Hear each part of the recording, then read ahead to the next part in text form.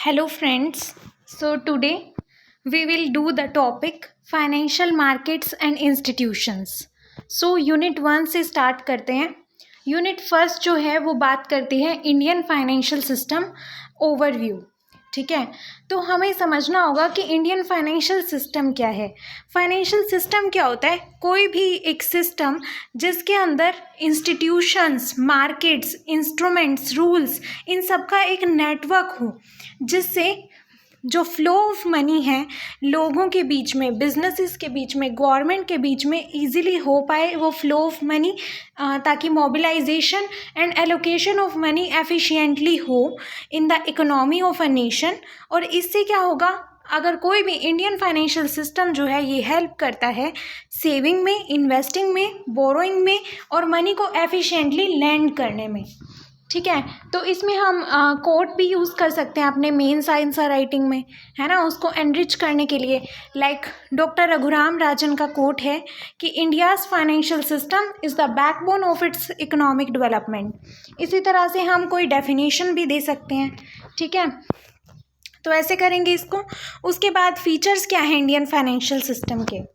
तो फीचर्स अगर हम सोचें तो इंडियन फाइनेंशियल सिस्टम जो है उसके अंदर एक ड्यूअल स्ट्रक्चर होता है, यानी कि अभी भी अनऑर्गेनाइज्ड भी जो फाइनेंशियल इंस्टीट्यूशंस हैं वो चल रहे हैं, है ना. ऑर्गेनाइज तो है ही, हमें पता है वो रेगुलेटेड हैं बाय सेबी और RBI, IRDAI, but some unregulated sectors also there like money lenders और chit funds. For example RBI जो है वो शेड्यूल बैंक को रेगुलेट करता है, जो कि एक ऑर्गेनाइज सेक्टर का पार्ट है, जबकि लोकल मनी लैंडर्स जो हैं वो आउटसाइड इट वर्क करते हैं, दैट इज़ अनऑर्गेनाइज सेक्टर. इसी तरह से हम और फीचर्स में क्या क्या लिख सकते हैं कि बैंकिंग सेक्टर का ज़्यादा डोमिनेंस रहता है. जब भी हम बात करते हैं ना कि मनी का मोबिलाइजेशन अगर हमको करना है तो हम कमर्शियल बैंक का जो वो है ऑप्शन वो सबसे पहले आता है. देन डाइवर्स फाइनेंशियल इंस्टीट्यूशंस, बहुत सारे हमारे पास फाइनेंशियल इंस्टीट्यूशंस हैं हमारे फाइनेंशियल सिस्टम के अंदर, लाइक इंश्योरेंस बैंक्स और इंश्योरेंस कंपनीज हो गई, बैंक्स हो गए, mutual funds, NBFCs etcetera. Regulatory framework, जो हमारा फाइनेंशियल सिस्टम है ऑर्गेनाइज्ड वाला, that is regulated by SEBI, RBI, IRDAI, PFRDA. Okay, इस तरह से जो हमारा सिस्टम है फाइनेंशियल सिस्टम, उसका फोकस रहता है फाइनेंशियल इंक्लूजन पे. और मिक्स्ड इकोनॉमी ओरिएंटेशन है, यानी कि बोथ पब्लिक और प्राइवेट फाइनेंशियल इंस्टीट्यूशंस की प्रेजेंस रहती है. रैपिड डिजिटाइजेशन की तरफ हम बढ़ रहे हैं. UPI, mobile wallets, fintech, online banking, ये सब स्टार्ट हो रहा है, जिससे financial inclusion and reach to customer banking की इंक्रीज हो रही है. ठीक है, देन कैपिटल मार्केट ग्रोथ, जो हमारी well developed stock and bond markets हैं वो ग्रो हो रही हैं, इससे लॉन्ग टर्म कैपिटल बढ़ेगी. ठीक है, तो NSE, BSE जो हैं, इसकी वजह से जो स्टॉक एक्सचेंजेस है ना, ये इन वजह से जो कंपनीज हैं लाइक रिलायंस, वो अपने कैपिटल को रेज कर पा रही हैं विया IPOs.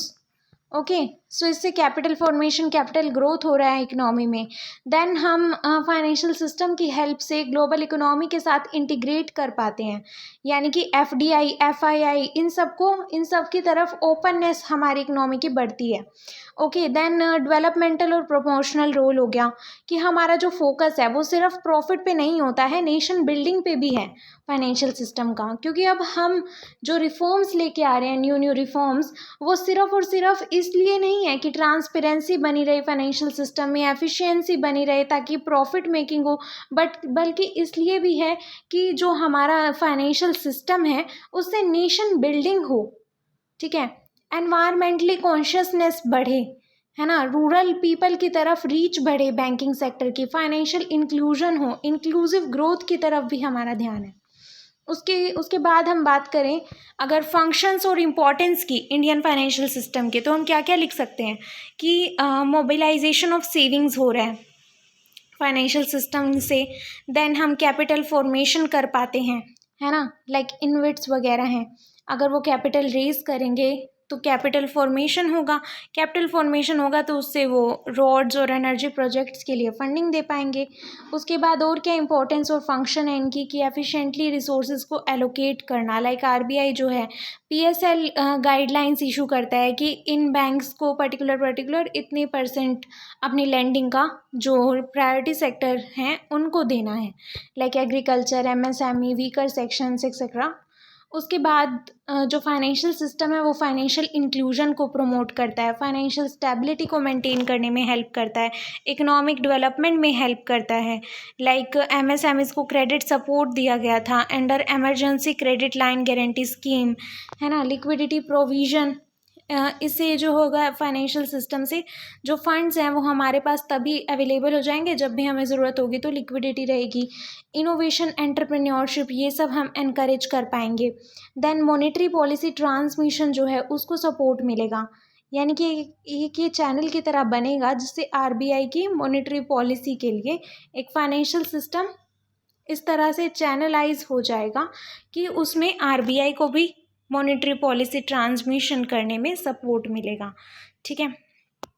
देन एग्जाम्पल की अगर हम बात करें, इसमें जो रेपो रेट होता है, अगर रेपो रेट में चेंज करते हैं तो इससे जो बैंक्स के लोन के इंटरेस्ट रेट्स होते हैं वो भी चेंज हो जाते हैं, है ना। तो इस तरह से मॉनेटरी पॉलिसी ट्रांसमिशन में सपोर्ट मिलता है फाइनेंशियल सिस्टम से, क्योंकि अब सब कुछ इंटरकनेक्टेड है, इंटीग्रेटेड है।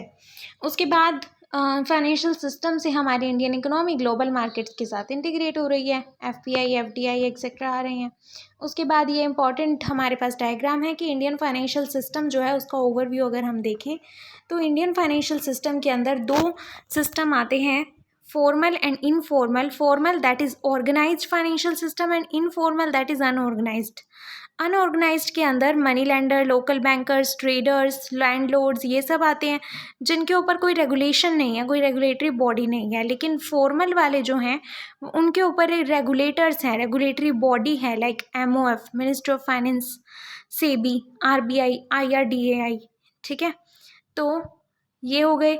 उसके बाद इंडियन फाइनेंशियल सिस्टम में जो फॉर्मल सिस्टम है ना उसके कुछ कंपोनेंट्स हैं, like financial institutions, financial markets, financial instruments and financial services. Financial institutions के अंदर banking institution, non banking institution, mutual funds और insurance and housing finance companies आती हैं। बैंकिंग इंस्टीट्यूशन में भी फर्दर डिवीजन है, बैंक्स भी शेड्यूल कमर्शियल बैंक हो सकते हैं और शेड्यूल कोऑपरेटिव बैंक्स हो सकते हैं। अभी कोऑपरेटिव को लेकर कोऑपरेटिव बैंक्स न्यूज़ में चल रहे हैं, कोऑपरेटिव सेक्टर। ठीक है, तो शेड्यूल कमर्शियल बैंक्स की भी फर्दर डिवाइडेड हैं, public sector bank, private sector bank, foreign banks in India, regional rural banks.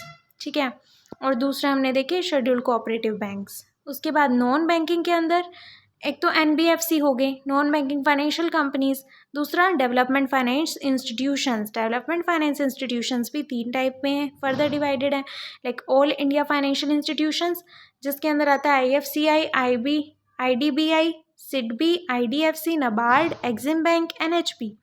State level institutions में एसएफसीज आते हैं, एसआईडीसीज आते हैं, अदर इंस्टीट्यूशन ईसीजीसी, डीआईसीजीसी। ठीक है, तो ये हो गए हमारे ये development financial institutions. Then mutual funds. Mutual funds जो हैं उसके अंदर क्या क्या आता है, पब्लिक सेक्टर और प्राइवेट सेक्टर में फर्दर डिवाइडेड है म्यूचुअल फंड्स भी। फिर insurance and housing finance companies, ये किसके पार्ट्स थे, ये सब फाइनेंशियल इंस्टीट्यूशंस के। उसके बाद फाइनेंशियल मार्केट्स हम देखें तो ये भी 2 टाइप्स में हैं, कैपिटल मार्केट और मनी मार्केट।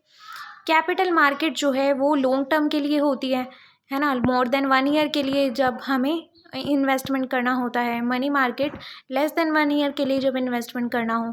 तो कैपिटल मार्केट भी फर्दर 2 पार्ट्स में डिवाइडेड है, इक्विटी मार्केट और डेट मार्केट। इक्विटी मार्केट के कुछ सेगमेंट्स हैं, like primary market, secondary market और डेरिवेटिव मार्केट। प्राइमरी मार्केट जो है जहाँ पे फर्स्ट टाइम इक्विटी शेयर्स को इशू किया जाता है, जिनको ऑर्डिनरी शेयर्स भी बोलते हैं, तो इसको पब्लिक इशू के थ्रू कर सकते हैं, प्राइवेट प्लेसमेंट के थ्रू इशू कर सकते हैं, है ना। फर्स्ट टाइम इशू कर रहे हैं यहाँ पे, प्राइवेट प्लेसमेंट भी डोमेस्टिक मार्केट में कर सकते हैं, इंटरनेशनल मार्केट में। इस तरह से जो सेकेंडरी मार्केट है, सेकेंडरी मार्केट मतलब कि जो प्राइमरी में ऑलरेडी प्राइमरी मार्केट में इशू हो चुके हैं सिक्योरिटीज़, उन्हीं की ट्रेडिंग हो रही है सेकेंडरी मार्केट में। तो वो ट्रेडिंग स्टॉक एक्सचेंजेस के थ्रू होती है, लाइक एनएससी और बीएससी। उसके बाद डेरिवेटिव मार्केट, जहाँ पे फ्यूचर्स ऑप्शंस इन सब की ट्रेडिंग होती है, ये एक्सचेंज ट्रेडेड होते हैं और फ्यूचर्स ऑप्शंस की ट्रेडिंग होती है। ये भी फर्दर डिवाइडेड है इंडेक्स और स्टॉक में। इंडेक्स जो हैं वो ओवर द काउंटर होते हैं, ठीक है, और इंटरेस्ट रेट डेरिवेटिव्स इसका इंडेक्स का ही एक पार्ट हो जाएगा। उसके बाद जो हमारी डेट मार्केट है, इक्विटी मार्केट हमने देख ली। डेट मार्केट जो है जिसमें private corporate debt, PSU bond market, government securities market आती हैं, वो भी प्राइमरी और सेकेंडरी सेगमेंट में डिवाइडेड है, just like equity market. Money market भी प्राइमरी और सेकेंडरी सेगमेंट में डिवाइडेड है। ओके, तो इस तरह से हो जाएंगे। फिर अगर हम बात करें फाइनेंशियल इंस्ट्रूमेंट्स की, टर्म के बेसिस पे short term, medium term, long term instrument है। टाइप के बेसिस पे प्राइमरी सिक्योरिटी और सेकेंडरी सिक्योरिटी। प्राइमरी सिक्योरिटी के अंदर क्या क्या आएगा? Equity shares, preference shares, debt and various combinations. Secondary securities के अंदर time deposits, mutual fund units और इंश्योरेंस पॉलिसीज़। फाइनेंशियल सर्विसेज के अंदर क्या क्या आता है? उसके फाइनेंशियल इंस्ट्रूमेंट हो गए। फिर फाइनेंशियल सर्विसेज में आएंगे जो सर्विसेज दे रहे हैं फाइनेंशियल लेवल पे, इन सबको मतलब फाइनेंशियल मार्केट को चला रहे हैं, फाइनेंशियल इंस्टीट्यूशंस को चला रहे हैं, मतलब इन सब को जब कौन सर्विस दे रहा है एक्चुअली, वो होते हैं फाइनेंशियल सर्विसेज के अंदर आते हैं, जैसे depositories, custodial, credit rating agencies, factoring, forfaiting, merchant banking, leasing, hire purchase, guaranteeing, profit portfolio management, underwriting, ये सब आ जाएंगे फाइनेंशियल सर्विसेज के अंडर। ओके, तो ये डायग्राम अगर हम लर्न कर लेते हैं तो इससे classification of Indian financial system हमको समझ आ गया है। ये सब हम लिख ही देंगे कि फाइनेंशियल, ये ऑर्गेनाइज्ड फाइनेंशियल सिस्टम में क्या क्या आता है और अनऑर्गेनाइज्ड में क्या क्या आता है। कंपोनेंट्स के अंदर भी हमें क्या लिखना है? Financial institutions, financial markets, financial instruments, financial services और रेगुलेटरी बॉडीज़, ये सब हमने अभी डिस्कस किया ही। अगर हमें इस टॉपिक पे कंक्लूजन लिखना हो तो हम लिख सकते हैं कि इंडियन फाइनेंशियल सिस्टम एक लाइफलाइन है इकोनॉमिक डेवलपमेंट की, जिससे एफिशिएंट रिसोर्स का एलोकेशन होता है, फाइनेंशियल इंक्लूजन होता है और कैपिटल फॉर्मेशन होती है। जैसे ही इंडिया मूव कर रहा है एक $5 ट्रिलियन इकोनॉमी बनने में, है ना, तो एक robust, digitally empowered, globally integrated financial system एक की रोल इसमें प्ले कर सकता है। तो हमें अपने रेगुलेटरी फ्रेमवर्क्स को स्ट्रेंथन करना होगा, फिनटेक इनोवेशन को प्रमोट करना होगा, क्रेडिट एक्सेस को हम डीपन करें ताकि जो अंडर सर्व्ड सेक्टर्स हैं वो मोर रेजिलिएंट, इंक्लूसिव और फ्यूचर रेडी फाइनेंशियल सिस्टम बन सकें। उसके बाद है primary market versus secondary market. अगर हमें प्राइमरी और सेकेंडरी मार्केट के बीच में देखना है कि इनमें डिफरेंस क्या है, अभी हमने ऊपर देखा ना, प्राइमरी सेगमेंट, सेकेंडरी सेगमेंट आ रहा था कैपिटल मार्केट में भी, मनी मार्केट में भी, तो हम समझ सकते हैं इसको कि इन दोनों में डिफरेंस क्या है प्राइमरी और सेकेंडरी मार्केट में। तो अगर हम मीनिंग के बेसिस पे देखें तो प्राइमरी मार्केट जो है जहाँ पे न्यू इशू होता है सिक्योरिटीज़ का, सेकेंडरी मार्केट में जो एग्जिस्टिंग सिक्योरिटीज़ है उन्हीं की ही ट्रेडिंग होती है। प्राइमरी मार्केट का पर्पस है फ्रेश कैपिटल को रेज करना, सेकेंडरी मार्केट का पर्पस है लिक्विडिटी प्रोवाइड करना एग्जिस्टिंग इन्वेस्टर्स को। प्राइमरी मार्केट में कौन कौन सी सिक्योरिटीज़ हैं? IPOs, FPOs, right issues etcetera. Secondary market में शेयर्स, डिबेंचर्स, बॉन्ड्स जो कि ऑलरेडी इशू कर चुके हैं इशूअर्स। प्राइमरी मार्केट में कंपनीज और गवर्नमेंट्स इशू करती हैं। सेकेंडरी मार्केट में जो एग्जिस्टिंग शेयर होल्डर्स और इन्वेस्टर्स हैं उन्हीं के बीच में ट्रेडिंग होती है। Mode of transaction, primary market के अंदर कंपनी और इन्वेस्टर्स के बीच में ट्रांजैक्शन हो रही है और सेकेंडरी मार्केट में इन्वेस्टर्स के बीच में ही हो रही है transaction. Regulation, primary market mainly SEBI regulate करता है जिसमें कैपिटल रेगुलेशंस को इशू किया जाता है, और जो सेकेंडरी मार्केट है उसको भी सेबी ही रेगुलेट करता है, ठीक है। स्टॉक एक्सचेंज रेगुलेशंस होती हैं यहाँ पे, क्योंकि यहाँ पे स्टॉक एक्सचेंजेस के ऊपर डीलिंग हो रही है। फिर प्राइस डिस्कवरी, प्राइमरी मार्केट में प्राइस फिक्स है, बुक बिल्डिंग के थ्रू या फिर फिक्स कर सकते हैं, लेकिन जो सेकेंडरी मार्केट है वहाँ पे मार्केट फोर्सेस, डिमांड और सप्लाई के अकॉर्डिंग प्राइस डिसाइड होता है। अगर फ्रिक्वेंसी ऑफ ट्रांजैक्शन देखें तो प्राइमरी मार्केट में 1 टाइम ट्रांजैक्शन होती है पर इशू और सेकेंडरी मार्केट में कॉन्टीन्यूअस ट्रेडिंग होती है। इंटरमीडियरीज, जो प्राइमरी मार्केट है वहाँ पे merchant bankers, under writers, registrars हैं, और जो सेकेंडरी मार्केट है यहाँ पे ब्रोकर्स, स्टॉक एक्सचेंजर्स और डीलर्स होते हैं, ठीक है। इंटरमीडियरीज जो बीच के एजेंट्स हैं। फिर सेटलमेंट, जो प्राइमरी मार्केट है ना उसमें टाइम लगता है सेटलमेंट होने में, लाइक T+6 और मोर डेज भी लग जाते हैं। लेकिन जो सेकेंडरी मार्केट है वहाँ पे T+1 और T+2 रोलिंग सेटलमेंट होती है। रिस्क लेवल, प्राइमरी मार्केट में हाई रिस्क है, कोई मार्केट टारगेट ट्रैक रिकॉर्ड नहीं है। लेकिन सेकेंडरी मार्केट कंपैरेटिवली लोअर है, ये पास्ट परफॉर्मेंस के ऊपर बेस्ड है। एग्जाम्पल, प्राइमरी मार्केट जो है वहाँ पे LIC का IPO जैसे है ना, जोमेटो का IPO। सेकेंडरी मार्केट में अगर हम देखें तो इन्फोसिस, TCS, इन सब की शेयर्स की ट्रेडिंग होती है BSE NSE पर। ये हम एग्जाम्पल लिख सकते हैं, ठीक है। Then money market versus capital market अगर डिफरेंस आ जाता है तो हम क्या क्या लिखेंगे। मनी मार्केट वही जो शॉर्ट टर्म फंड्स में डील करती है <1 ईयर। कैपिटल मार्केट जो लॉन्ग टर्म फंड्स में डील करती है more than 1 ईयर। पर्पस क्या है मनी मार्केट का कि लिक्विडिटी और वर्किंग कैपिटल को इंश्योर करना। कैपिटल मार्केट का पर्पस है कैपिटल फॉर्मेशन करना, इन्वेस्टमेंट करना। इंस्ट्रूमेंट्स, मनी मार्केट के अंदर treasury bills, call money, commercial papers, ये सब इंस्ट्रूमेंट यूज़ होते हैं। जबकि कैपिटल मार्केट में शेयर्स, डिवेंचर्स, बॉन्ड्स इशू होते हैं। पार्टिसिपेंट्स, मनी मार्केट के अंदर बैंक्स, RBI, कॉरपोरेट्स और गवर्नमेंट, ये सब पार्टिसिपेंट्स हैं। जबकि कैपिटल मार्केट में रिटेल इन्वेस्टर्स, FIIs, कंपनीज और म्यूचुअल फंड्स, ये सब पार्टिसिपेंट्स हैं।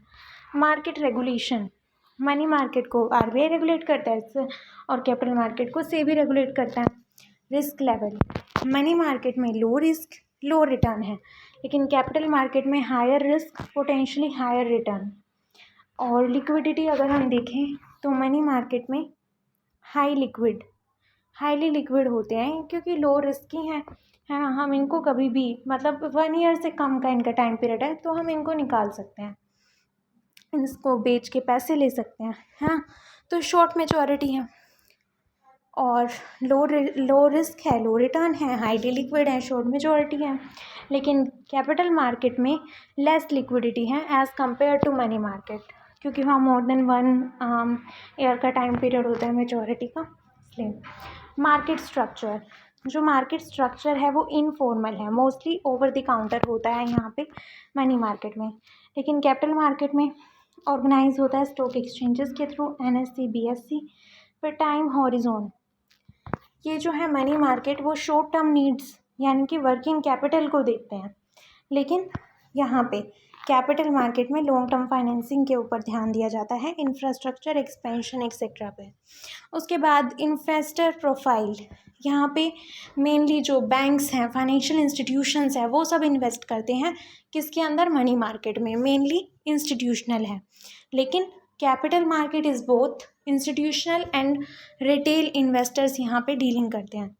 फिर सेटलमेंट पीरियड, टिपिकली जो मनी मार्केट है वहाँ पे सेम डे T+1 का सेटलमेंट हो जाता है, बट जो कैपिटल मार्केट है वहाँ पे यूजुअली T+1 और T+2 डेज लग जाते हैं। फिर एग्ज़ाम्पल, मनी मार्केट में RBI रेपो ऑपरेशंस और 91 डेज़ का ट्रेजरी बिल ऑप्शंस, है ना, कमर्शियल पेपर, कॉल मनी, हमें पता ही है ये सब इंस्ट्रूमेंट हम लिख सकते हैं। लेकिन कैपिटल मार्केट में क्या लिखेंगे, वही IPOs, है ना, बॉन्ड्स जो कंपनीज इशू करती हैं लाइक NTPC और रिलायंस, है ना, FPOs, ये सब आ जाएंगे हमारे कैपिटल मार्केट के अंदर। उसके बाद last topic in this unit is financial sector reforms. तो क्या क्या अभी लेटेस्ट रिफॉर्म्स हुए हैं फाइनेंशियल सेक्टर में। Monetary and banking sector reform कौन कौन से हैं, यही कि रेपो रेट को ईज कर दिया गया है, कम कर दिया गया है, ताकि क्या हो, लॉन्ग टर्म इंफ्रास्ट्रक्चर को बूस्ट मिले, है ना। और जो प्रॉम्प्ट करेक्टिव एक्शन गाइडलाइंस हैं उनको कुछ रिफाइन किया है। डिजिटल रुपी जो है CBDC, उसको ऑफलाइन फीचर के साथ एनहेंस कर दिया है इस सिस्टम को, ताकि फाइनेंशियल इंक्लूजन हो सके और डिजिटाइजेशन हो। जो KYC रजिस्ट्री था उसको यूनिफाइड कर दिया है, ठीक है, डिजिटाइज कर दिया है KYC को, और ग्रामीण क्रेडिट स्कोर को इंट्रोड्यूस किया है, एक रूरल क्रेडिट इवेल्युएशन सिस्टम है।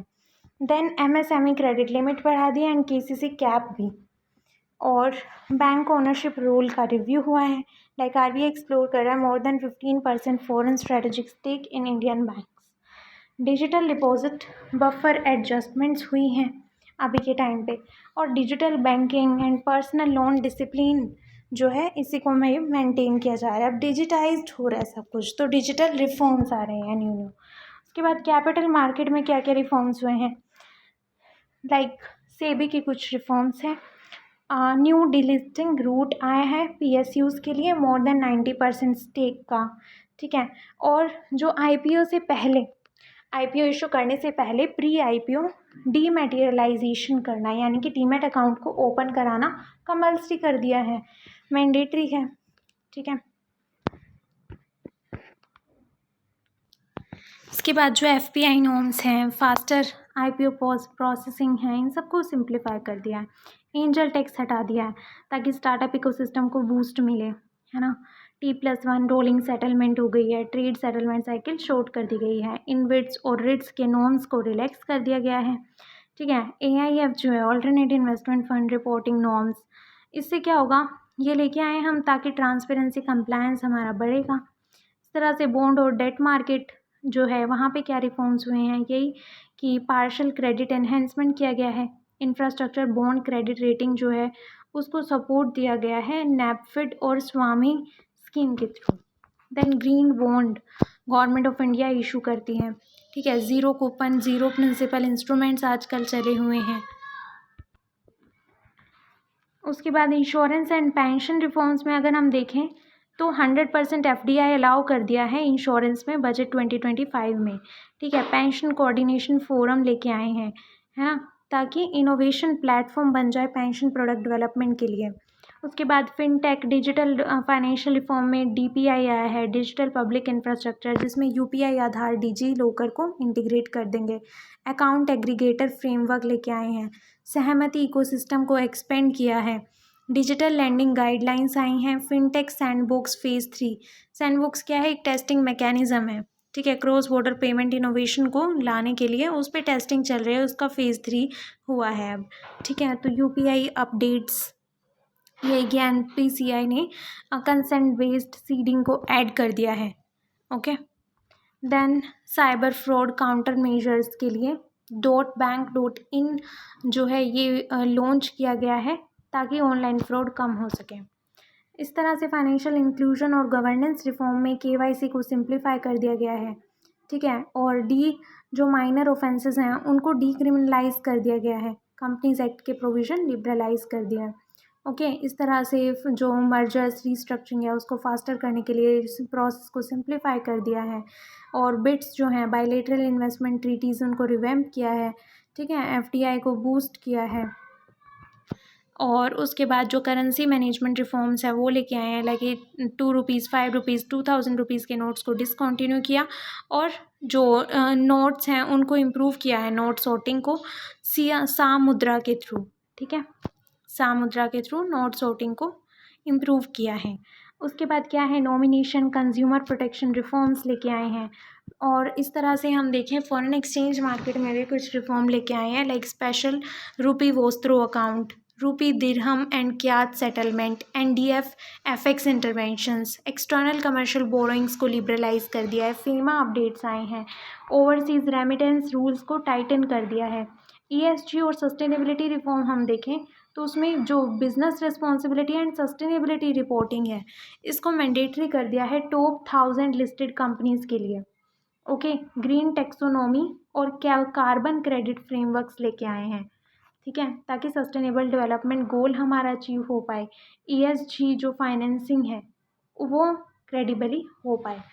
देन पीएसएल रिफॉर्म्स क्या क्या हम लेके आए हैं पीएसएल सेक्टर में, प्रायोरिटी सेक्टर लैंडिंग में, यही कि पीएसएल कवरेज को एक्सपेंड कर दिया है, रिन्यूएबल एनर्जी सेक्टर में भी education loans and affordable housing include किया है इस सेक्टर में। एनबीएफसी जो है lending to be risk aligned. उसके बाद यूसीबीज आए हैं under PCA, okay. Urban cooperative banks जो हैं अब अर्ली स्ट्रेस आइडेंटिफिकेशन फ्रेमवर्क जो था उसका पार्ट हो गए हैं, ओके। देन अगर हम बात करें इन फाइनेंशियल सेक्टर रिफॉर्म्स का क्या इम्पैक्ट होगा, इससे क्या है फाइनेंशियल इंक्लूजन जो है जैसे ग्रामीण क्रेडिट स्कोर लेके आए हैं ना, तो इससे रूरल एरियाज़ के अंदर जो हमारी ये है फाइनेंशियल इंक्लूजन है ये इंक्रीज़ हो जाएगा, ओके। और एफिशिएंसी, ट्रांसपेरेंसी सब एनहेंस होगी, इन्वेस्टर कॉन्फिडेंस बूस्टअप होगा, फाइनेंशियल स्टेबिलिटी बढ़ेगी, जो बॉन्ड एंड कैपिटल मार्केट्स हैं वो डीपनिंग होगी, उनमें इनोवेशन होगी लाइक ग्रीन बॉन्ड्स। और इन फाइनेंशियल सेक्टर रिफॉर्म से जो फॉरेन पार्टिसिपेशन है वो इंक्रीज़ होगा, लाइक एफडीआई लिमिट्स में रिलैक्सेशन आ गई है ना। और फाइनेंशियल ग्रोथ जो है वो भी सस्टेनेबल हो जाएगी, जैसे हम देख रहे हैं ईएसजी फ्रेमवर्क्स आ रहे हैं, बीआरएसआर फ्रेमवर्क आ रहे हैं, green financing, green bonds issue होना, ये सब किस तरफ अंडरलाइन कर रहा है कि ये सस्टेनेबल फाइनेंशियल ग्रोथ की तरफ जा रहा है। इंफ्रास्ट्रक्चर अर्बन फाइनेंसिंग बूस्ट होगी, ठीक है। इनोवेशन फिनटेक इकोसिस्टम प्रमोट होगा, ग्लोबल फाइनेंशियल इंटीग्रेशन होगा। अगर हम वे फॉरवर्ड की बात करें और हमें क्या क्या करना चाहिए, इसके अलावा हमें लिटरेसी एंड अवेयरनेस को स्ट्रेंथन करना चाहिए, डिजिटल इंफ्रास्ट्रक्चर को एक्सेलरेट करना चाहिए टायर 2 और टायर 3 सिटीज़ में, देन रिस्पॉन्सिबल फिनटेक इनोवेशन को प्रमोट करना चाहिए, और ईएसजी इकोसिस्टम को हम डेवलप करें, and bond and municipal markets को डीपन करें, उसमें और ज़्यादा इनोवेशन करें, इम्प्रूव करें उस सेक्टर को, क्रॉस बॉर्डर पेमेंट सिस्टम्स को एनहेंस करें, एंड प्रमोट करें आईएनआर बेस्ड, जो इंडियन रुपीज़ में ट्रेड सेटलमेंट हो अदर कंट्रीज़ के साथ वो पॉसिबल हो पाए, इस तरह के सिस्टम को हमें एनहेंस करना है। और रेगुलेटरी बोटलनेक्स को ईज करना है स्टार्टअप्स एंड एसएमईज के लिए, and pension and insurance products को इंटीग्रेट करना चाहिए। ये सब वे फॉरवर्ड में लिख सकते हैं। और कंक्लूजन हम क्या देंगे, जो थोड़ा फॉरवर्ड हो, फ्यूचर फॉरवर्ड हो, ठीक है। लाइक इंडिया का जो रीसेंट फाइनेंशियल सेक्टर रिफॉर्म्स है वो एक स्ट्रेटेजिक शिफ्ट को रिफ्लेक्ट कर रहा है towards a resilient, inclusive, tech enabled और ग्लोबली कॉम्पिटिटिव फाइनेंशियल आर्किटेक्चर। अगर हम ब्लेंड कर दें regulatory innovation, sustainable finance and DPI को, डिजिटल पब्लिक इंफ्रास्ट्रक्चर को, तो इंडिया एक फाइनेंशियल पावर हाउस बन सकता है जो सपोर्ट कर पाएगा $5 ट्रिलियन इकोनॉमी के विजन को, है ना, उसको हम अचीव कर पाएंगे। तो फ्यूचर एक ऐसा सिस्टम डिमांड कर रहा है that is not only efficient and transparent, जो सिर्फ एफिशिएंट और ट्रांसपेरेंट ही ना हो, बट ऑल्सो इक्विटेबल और एनवायरमेंटली कॉन्शियस हो, लाइक ग्रीन बॉन्ड्स वगैरह जो इशू हो रहे हैं। एंड द करंट रिफॉर्म्स जो हैं वो इस ट्रांसफॉर्मेशन के फाउंडेशन को सेट कर रहे हैं। So that's it, that's about the Indian financial system overview. Thank you.